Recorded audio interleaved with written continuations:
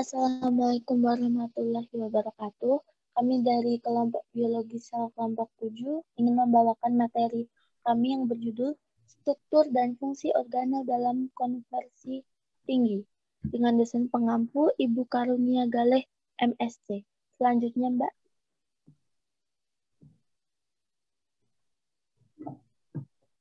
Anggota kelompok kami yaitu pertama saya sendiri Hasanah Pangestuti, kemudian Mbak Diva Arumsari, Mbak Anindya Elsa Pramudia, dan Mbak Fani Puspitasari. Selanjutnya, Mbak. Langsung saja lanjut ke materi plastida. Plastida ditemukan dalam sel tumbuhan. Sel binatang tidak memiliki plastida. Secara umum, plastida merupakan organela yang dikelilingi membran yang menyimpan sesuatu. Plastida adalah organel terbesar di sitoplasma pada sel tumbuhan yang terlihat jelas di bawah mikroskop sederhana. Plastida sangat bervariasi, ukuran dan bentuknya serta pigmentasi yang bermacam-macam. Pada sel-sel tumbuhan, berbunga biasanya berbentuk lempengan kecil bikonveks. Terdapat 3 macam plastida yaitu, selanjutnya, yang pertama ada chromoplas.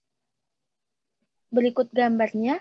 Chromoplas artinya plastida yang berpigmentasi, menyimpan pigmen tumbuhan, khususnya karotenoid, kuning, orange, dan merah, yang tidak larut pada air dan tidak terlibat di dalam fotosintesis. Chromoplas melimpah pada region yang berpigmentasi orange, emas, dan merah tua dari suatu tumbuhan. Chromoplas terdapat pada sel bunga dan buah-buahan yang masak. Selanjutnya, Mbak. Yang kedua ada leucoplas. Berikut gambar dari leucoplas. Plastida yang berwarna putih atau tidak berwarna terdapat pada sel-sel akar, umbi, dan biji. Berdasarkan jenis materi yang disimpan, leucoplas dibedakan menjadi amyloplas yang menyimpan amilum, elaioplas yang menyimpan minyak, dan proteoplas yang menyimpan protein. Selanjutnya bisa dilanjutkan. Yang ketiga yaitu kloroplas. Berikut merupakan gambar dari kloroplas. Kloroplas mengandung pigmen, termasuk klorofil dan enzim-enzim yang diperlukan untuk fotosintesis. Suatu proses di mana energi cahaya dikonversi menjadi energi kimia yang digunakan untuk menghasilkan molekul atau bahan bakar karbohidrat. Kloroplas ditemukan pada tanaman dan beberapa protista. Kloroplas ini tidak ditemukan pada organisme heterotrof. Beberapa bakteri mempunyai klorofil dan dapat melakukan fotosintesis, tetapi tidak mempunyai kloroplas yang dibatasi membran. Beberapa bakteri juga mempunyai pigmen fotosintetik selain klorofil.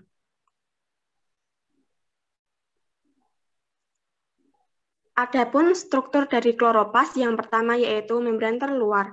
Membran terluar di dalam struktur kloroplas ini ialah membran yang sangat permeabel. Membran permeabel ini adalah tipe membran sel yang bisa dilalui oleh semua zat, baik itu zat padat maupun zat cair. Yang kedua yaitu ruang antar membran. Ruang antar membran ini merupakan bagian dari kloroplas yang menjadi pembatas atau penghalang antara membran di dalam ataupun membran luar. Ruang antar membran tersebut terletak antara membran dalam serta membran luar yang memisahkan menjadi 2 bagian yang berbeda. Yang ketiga yaitu membran dalam.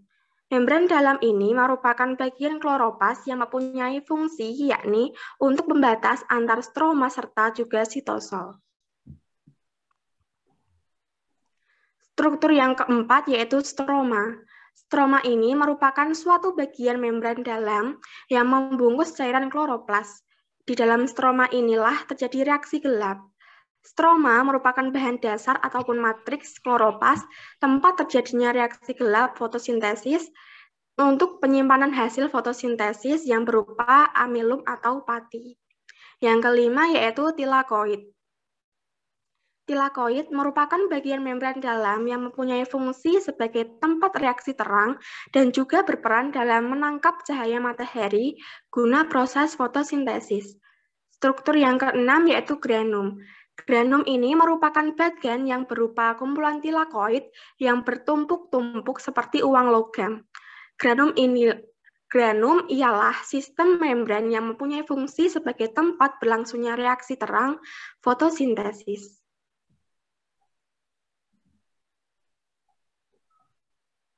Yang ketujuh yaitu DNA plastida. DNA plastida adalah bagian kloroplas yang merupakan gen pembawa sifat pada plastida, berfungsi untuk replikasi kloroplas, serta juga pembelahan sel kloroplas. Dalam kloroplas ini terdapat DNA yang mempunyai bentuk sirkular serta tidak mempunyai histon. Dalam satu kloroplas ini terdapat sekitar 20-100 DNA sirkular.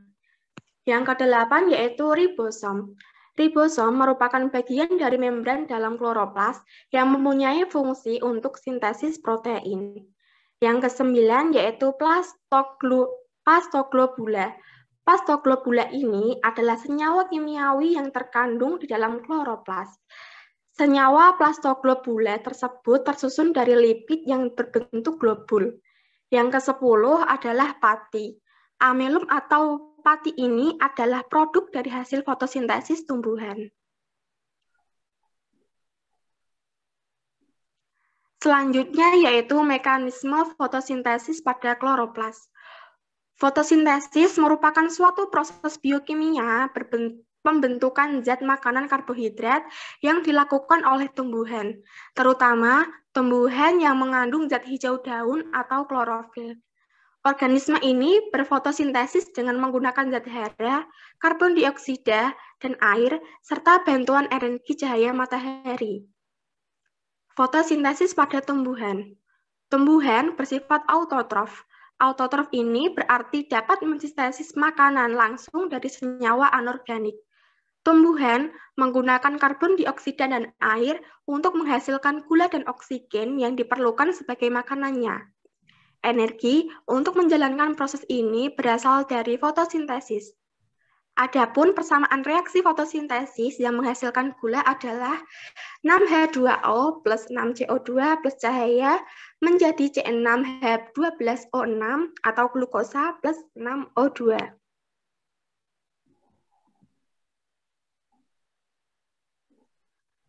Rangkaian reaksi fotosintesis dapat dibagi menjadi dua bagian utama, yaitu reaksi terang dan reaksi gelap. Dalam reaksi terang terjadi pada grana atau tunggal, sedangkan reaksi gelap terjadi di dalam stroma. Dalam reaksi terang terjadi konvensi cahaya menjadi energi kimia dan menghasilkan oksigen.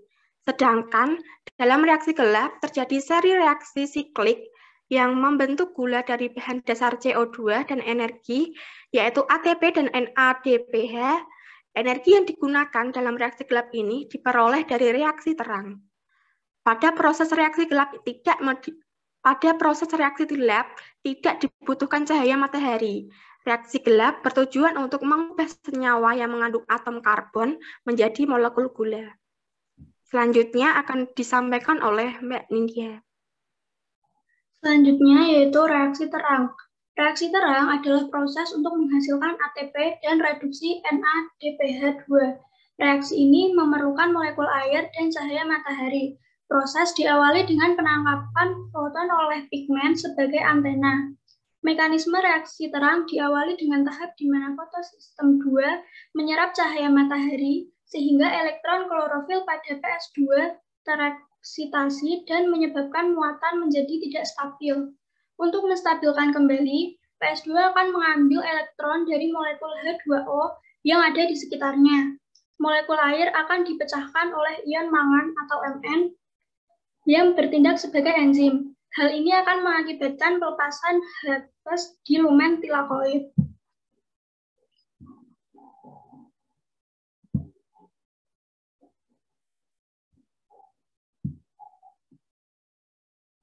A. Skema Z. Pada tanaman, reaksi terang terjadi pada membran tilakoid di kloroplas dan menggunakan energi cahaya untuk mensintesis ATP dan NADPH. Reaksi terang memiliki dua bentuk, yaitu siklus dan non-siklus. Pada reaksi non-siklus, foton diserap pada kompleks antena fotosistem, dua penyerap cahaya oleh klorofil dan pigmen aksesoris lainnya. Ketika molekul klorofil pada inti pusat reaksi ekosistem fotosistem 2 memperoleh reaksi eksitasi yang cukup dari pigmen antena yang berdekatan dengannya, satu elektron akan dipindahkan ke molekul penerima elektron, yaitu feotin, melalui sebuah proses yang disebut pemisahan tenaga terfotoinduksi. Elektron ini dipindahkan melalui rangkaian transport elektron yang disebut skema Z, yang pada awalnya berfungsi untuk menghasilkan potensi chemiosmosis di sepanjang membran. Selanjutnya, satu enzim sintasa ATP menggunakan potensi chemisomosis untuk menghasilkan ATP selama fotofosforilisasi. Sedangkan NADPH adalah molekul dari reaksi redoks terminal pada skema Z. Elektron masuk ke molekul klorofil pada fotosistem 2. Elektron digunakan untuk mereduksi koenzim NADP yang memiliki fungsi pada reaksi terang.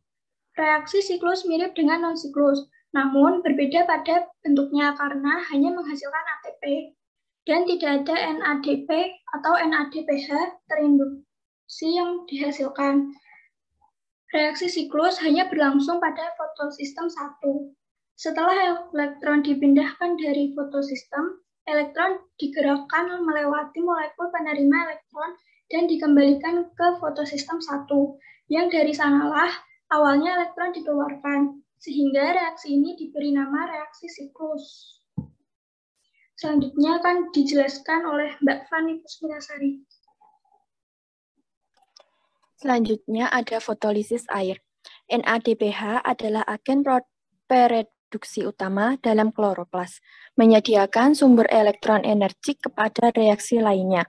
Produksinya meninggalkan klorofil dengan defisit elektron atau teroksidasi, yang harus diperoleh dari beberapa gen pereduksi lainnya. Elektron yang hilang dari klorofil pada fotosistem 1 ini digantikan dari rangkaian transport elektron oleh plastosianin. Akan tetapi, karena fotosistem 2 meliputi tahap pertama dari skema Z, sumber elektron eksternal diperlukan untuk mereduksi molekul klorofil A-nya yang telah teroksidasi. Sumber elektron pada tanaman hijau dan fotosintesis bakteria adalah air. Reaksi gelap terdiri dari A. Sistem Calvin-Benson. Mekanisme siklus Calvin-Benson dimulai dengan fiksasi CO2 oleh ribolusa difosfat karboksilasi atau RUBP, membentuk 3 fosfolik serat. RUBP merupakan enzim allosetrik yang distimulasi oleh 3 jenis perubahan yang dihasilkan dari pencahayaan kloroplas. Pertama, reaksi dari enzim ini distimulasi oleh peningkatan pH. Jika kloroplas diberi cahaya, ion H+ ditransport dari stroma ke dalam tilkoid, menghasilkan peningkatan pH stroma yang menstimulasi enzim karboksilase, terletak di permukaan luar membran tilkoid. Kedua, reaksi ini distimulasi oleh Mg2+, yang memasuki stroma daun sebagai ion H+. Jika kloroplas diberi cahaya, ketiga, reaksi ini distimulasi oleh NADPH, yang dihasilkan oleh fotosistem 1 selama pemberian cahaya.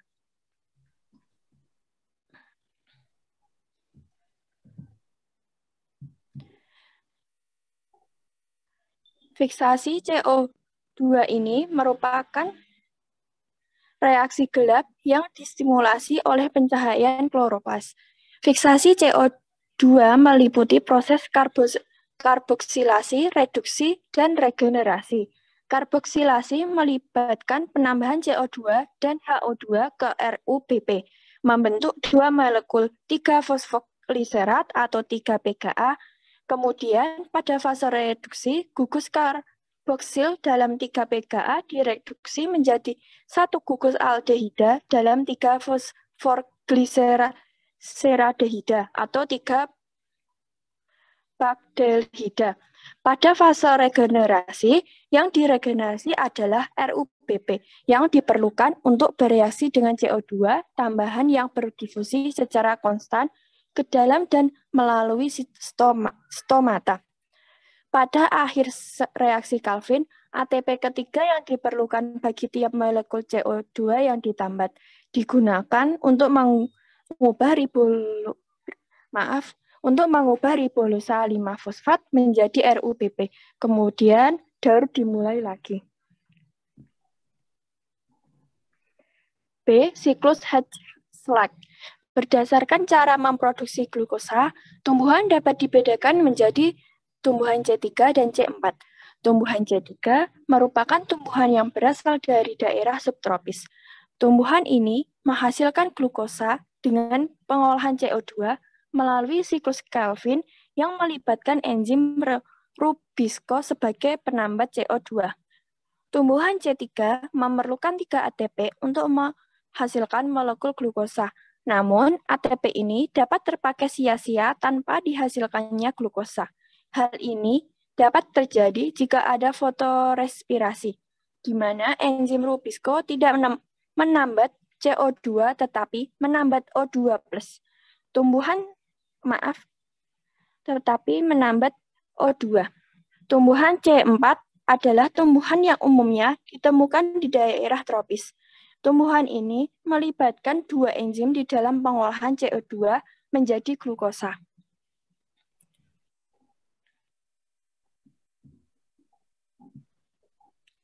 Lanjut, Mbak. Enzim fosfopenol pirufat karbosilase atau PEPCO adalah enzim yang akan mengikat CO2 dari udara dan kemudian akan menjadi oksaloasetat. Oksaloasetat akan diubah menjadi malat. Malat akan terkarboksilasi menjadi pirufat dan CO2+. Malat akan terkarboksilasi menjadi pirufat dan CO2. Pirufat akan menjadi PEPCO, sedangkan CO2 akan masuk ke dalam siklus Calvin yang berlangsung di sel bundle sheath dan melibatkan enzim RUBP. Proses ini dinamakan siklus Hertzsprung yang terjadi di sel mesofil. Dalam keseluruhan, proses ini digunakan 5 ATP.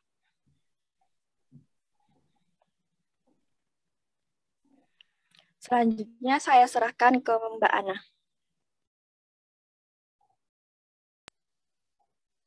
Terima kasih Mbak Fani dan teman-teman. Sekian dari kelompok kami, saya akhiri. Wassalamualaikum warahmatullahi wabarakatuh.